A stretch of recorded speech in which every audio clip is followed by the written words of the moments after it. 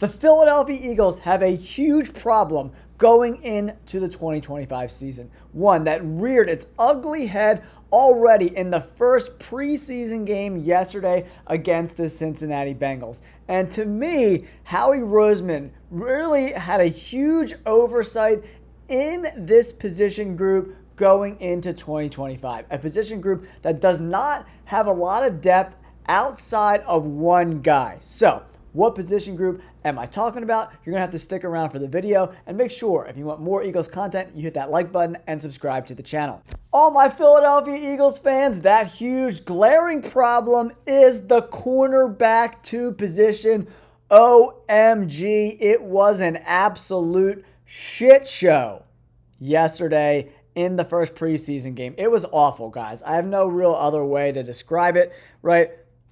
Right now, PFF has the depth chart as Adoree Jackson getting that other outside cornerback position, and he did not necessarily have a good day at all whatsoever. If you take a look at the roster, these are all the cornerbacks currently on the roster. Obviously, our star, Quinyon Mitchell, will be at the cornerback 1 position. Cooper DeJean is probably going to rotate between safety and the base defense.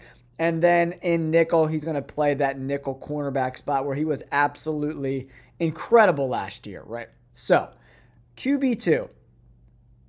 So, cornerback 2, Adoree Jackson, Khalil Ringo, Eli Ricks, and they just traded for Jacorian Bennett from the LA Raiders. They would not have made this trade and traded away front 7 D tackle depth unless they absolutely needed to. Vic Fangio is not happy with Adoree Jackson, Eli Ricks, and Khalil Ringo.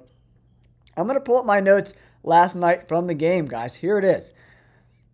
Adoree Jackson, right? For me, if we take a look at his size and frame, 5'11", 185, and he played that way yesterday, right? He has to play really far off the line of scrimmage because he's not the fastest guy in the world, not the most physical at the line of scrimmage, and that's huge, man. It's like there were some times in that game where I was just like, oh my gosh, this guy's way over his head, right?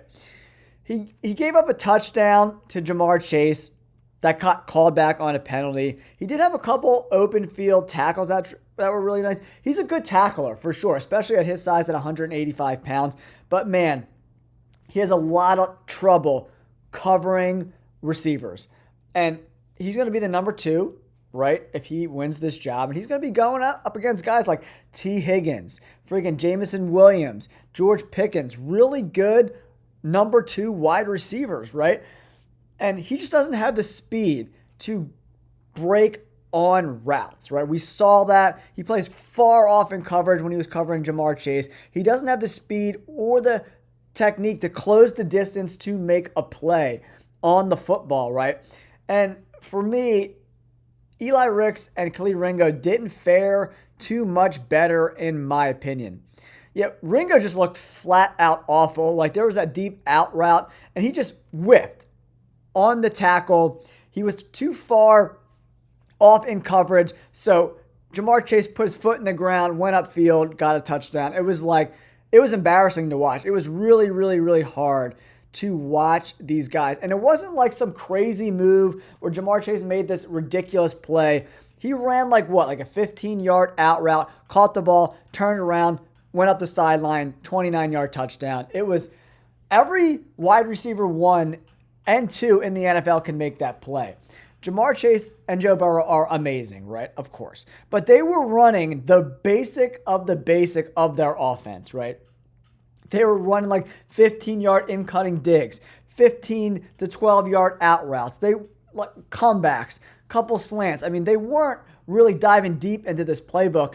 And none of the Eagles cornerbacks, Adoree Jackson, Khalil Ringo, or Eli Ricks, looked like they were number 2 cornerbacks in the NFL. These guys are not good enough for a championship football team, and they're going to get exposed. That's why they brought in Jacorian Bennett from the Raiders.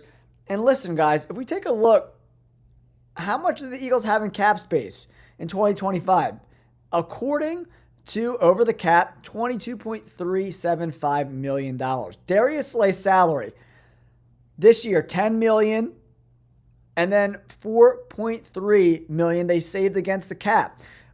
$10 million contract, base salary of $1.2 million with some bonuses, signing bonus of $8.7.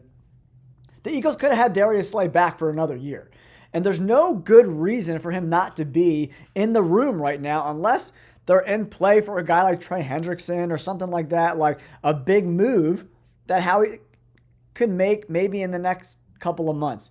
But man, when you see Ringo and Adoree Jackson and Ricks play yesterday, I am seriously concerned about the cornerback 2 spot. Mac McWilliams, I mean, he didn't really play too much. 5'10", 185. These guys aren't big enough to be outside corners, right? If we take a look at my notes again, Eli Ricks got away with a penalty on 3rd down. It was a bad penalty, man. In the season, that play's going to get called. He dropped an easy interception. Ringo looked really bad. He looked slow. His technique was poor. And like on paper, Ringo looks like a perfect cornerback. 6'2", 207, 4.3 speed. But he looked outgunned, outmatched in that performance. Could he potentially get better and improve as the preseason goes along? Sure. But if Dak Prescott even has a little bit of time, George Pickens is going to eat these guys dinner. I'm really interested to see how Jacorian Bennett looks. You know, he's played okay at his time with the Raiders. I mean, he's not a great guy. He's got 4.3 speed, 5'11", 195. A little bit bigger, a little more physical of a guy. But in his first 2 years, he hasn't looked great. You know what I mean? He's not going to be a guy that's going to be a huge difference maker, in my opinion. They're just bringing in some competition in this room. Adoree Jackson is small. Khalil Ringo's technique is not very good, in my opinion. So I think it was an egregious error by Howie Roseman to let Darius Slay walk out the door when he only got paid $10 million. You know, they saved $4.3 million in the cap by releasing him. I would have released him and then tried to bring him back potentially on a better, more team-friendly deal, especially when this team has Super Bowl aspirations, guys. I don't love what I saw yesterday. Could it improve? We'll have to see. You know, Sidney Brown looked okay. He kind of looked similar to how he's looked the last couple of seasons, over pursuing tackles a little bit. But he's very physical, and when he does, you know, ramp it down a little bit, he can make some plays at the safety spot. I liked what I saw from him. He's got to just not be so crazy, kind of like rein it in a little bit. I think he'll be okay. Makuba's still dealing with some injuries. He's a little bit behind schedule right now. So I think DeJean's going to play in the slot. But if it keeps looking like shit, maybe they kick DeJean outside. Maybe they bring one of these smaller cornerbacks like Adoree Jackson inside or Jacorian Bennett inside, and we'll see how it goes. I'm concerned about the cornerback 2 position. Let me know in the comments down below, what are your thoughts on the cornerback 2 position for the Philadelphia Eagles? Should have Howie brought Darius Slay back for another year, especially with championship aspirations, right? Another year with this core. I would have brought him back. I don't know. I think they're going to have to make a deal at some point to get another outside corner because it doesn't look good so far. We'll have to see. It's still a little bit early. We'll have to see how these guys look and progress through these preseason games. But so far, there's a glaring hole at cornerback 2 for the Philadelphia Eagles. If you want more Philadelphia Eagles content, make sure you hit that like button and subscribe to the channel. Peace!